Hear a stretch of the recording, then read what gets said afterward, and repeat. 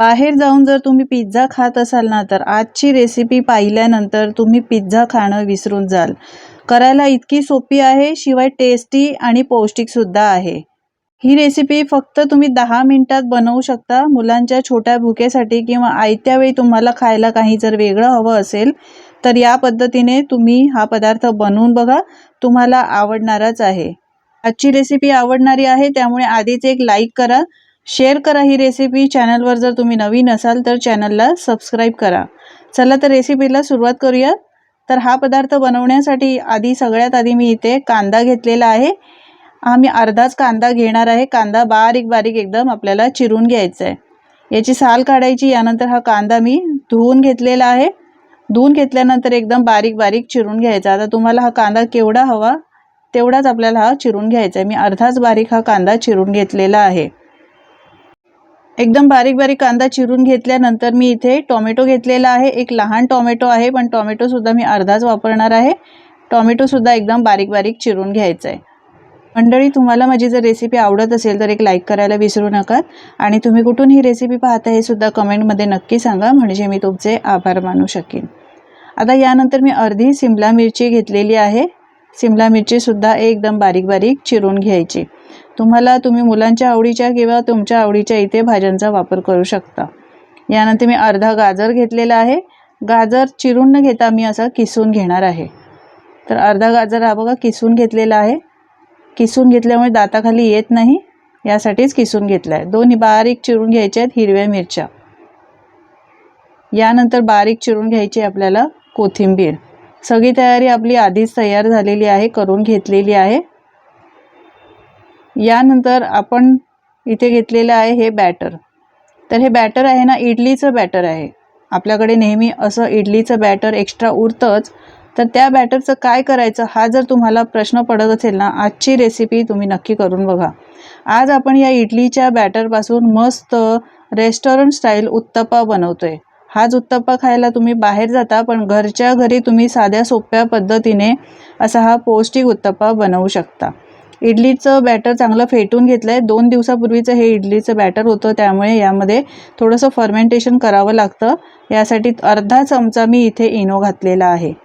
पाणी घालायचं आहे थोडंसं इनो ॲक्टिवेट करण्यासाठी, आणि त्यानंतर हे बॅटर आहे चांगलं फेटून घ्यायचं आहे. मस्त असं फेटून घेतलं आहे. छान अशा जाळ्या पडलेल्या आहेत. यानंतर इथे तवा गरम करायला ठेवला आहे. तेल घालूया. चांगला तवा गरम करून घ्यायचा. गरम करून घेतल्यानंतर तेल लावायचं आहे आणि 1 ते 1.5 पळी बॅटर यावर घालायचं आहे. आता उत्तप्पा तुम्हाला लहान हवा, मोठा हवा, कसा हवा त्याप्रमाणे तुम्ही इथे बॅटर घालू शकता. बॅटर घातल्यानंतर हलक्या हाताने पसरवून घ्यायचं आहे. जास्त पण पसरवायचं नाही, उत्तप्पा थोडा जाडसरच असतो. यानंतर आपण सगळ्या भाज्या चिरलेल्या घालायच्या आहेत. कांदा घातला आहे बारीक चिरलेला. यानंतर टोमॅटो, बारीक चिरून घेतलेली सिमला मिरची घालायची आहे. त्यानंतर किसून घेतलेला गाजर घातलेला आहे. इथे तुम्ही कोबीचा वापर करू शकता, वेगवेगळ्या भाज्यांचा वापर करू शकता. गाजर असा किसून घातल्यामुळे तोंडात येत नाही, मुलांना सुद्धा तो आवडेल खायला, यासाठीच मी किसून घेतला आहे. बारीक चिरलेली मिरची आणि कोथिंबीर घातलेली आहे. उत्तप्पाला चांगली चव येण्यासाठी इथे मी काळी मिरी पावडर थोडीशी पसरवून घातलेली आहे. त्यानंतर लाल तिखट घातलेला आहे. तुम्ही इथे चाट मसाल्याचा सुद्धा वापर करू शकता. अगदी जरासं मीठ घालायचं आहे, कारण इडलीच्या बॅटरमध्ये सुद्धा मीठ आहेच, यासाठी मी वरून थोडंसं असं मीठ घातलेलं आहे. आता यावर झाकण ठेवायचं आणि 2-3 मिनटं एका बाजूनी चांगलं भाजून घ्यायचं आहे. जास्त वेळसुद्धा याला लागत नाही. 2-3 मिनटं भाजून घेतल्यानंतर हा उत्तप्पा आहे तो उलटून घ्यायचा आणि दुसऱ्या बाजूनी सुद्धा भाजून घ्यायचा आहे. याला थोडंसं असं प्रेस करायचं आहे, म्हणजे आपण ज्या भाज्या घातल्या त्या थोड्या कच्च्या राहणार नाही, चांगल्या शिजल्या जातील, भाजल्या जातील. यासाठी असं चांगलं प्रेस करून घ्यायचं आहे आणि परत याला झाकण ठेवायचं आहे आणि 2-3 मिनटं दुसऱ्या बाजूनी परत भाजून घ्यायचं आहे. हे पहा, मस्त आपला रेस्टॉरंट स्टाईल पौष्टिक असा उत्तप्पा तयार झाला आहे. जाळीवर काढून घ्यायचा, म्हणजे तो ओलसर होत नाही. याच पद्धतीने दुसरा उत्तप्पासुद्धा बनवून घ्यायचा आहे. तव्याला तेल लावायचं आहे आणि यावर बॅटर घालायचं आणि हलकंसं पसरवून घ्यायचं आहे. यानंतर आपण चिरून ठेवलेल्या सगळ्या भाज्या घालायच्या आहेत. बारीक चिरलेला कांदा, बारीक चिरलेला टोमॅटो, यानंतर बारीक चिरून घेतलेली सिमला मिरची, हिरवी मिरचीसुद्धा घालायची आहे, गाजर घालायचं आहे आणि त्यानंतर बारीक चिरून घेतलेली कोथिंबीर घालायची आहे। थोडंसं रेस्टॉरंट स्टाईल वाटण्यासाठी इथे काळी मिरी पावडर मी घातलेली आहे, स्प्रिंकल केली आहे थोडीशी, आणि थोडंसं मीठ घालायचं आहे। झाकण ठेवूया आणि 2-3 मिनिटं वाफ काढून घेऊया।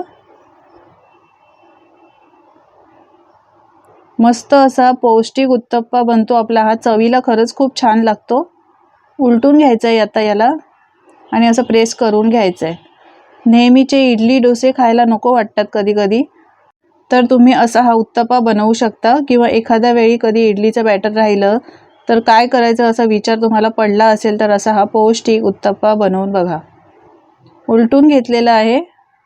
मस्त असा दुसरा सुद्धा उत्तप्पा आपला तयार झालेला आहे। मुलांना तुम्ही टिफिनला देऊ शकता। आयत्या वेळी घाई गडबडीच्या वेळी तुम्ही असा हा पौष्टिक उत्तप्पा भाज्या घालून बनवू शकता। चवीला खूप छान लागतो। या पद्धतीने बनवून बघा। मुलं बाहेरचा पिझ्झा खाणं विसरून जातील, अजिबात मागणार नाही जर तुम्ही या पद्धतीने घरच्या घरी त्यांना असा हा उत्तप्पा बनवून दिला। खूप छान झालाय चवीला, पाहू शकता। बराच वेळ असाच मस्त मऊसूद राहतो। सॉस बरोबर सर्व केलेला आहे। तुम्ही पाहिजे तर हिरव्या चटणी सोबत देऊ शकता। हा उत्तप्पा गरम गरम खायला खूप छान लागतो। भाज्या घातल्या असल्यामुळे हा पौष्टिक सुद्धा आहे। तर मंडळी तुम्ही सुद्धा या पद्धतीने करून बघा। आजची रेसिपी कशी वाटली हे कमेंट करून मला नक्की सांगा। उत्तप्प्याची पौष्टिक रेसिपी तुम्हाला आवडली असेल तर लाईक करा आणि शेअर करा। चॅनलवर नवीन असाल तर चॅनलला सबस्क्राईब करा।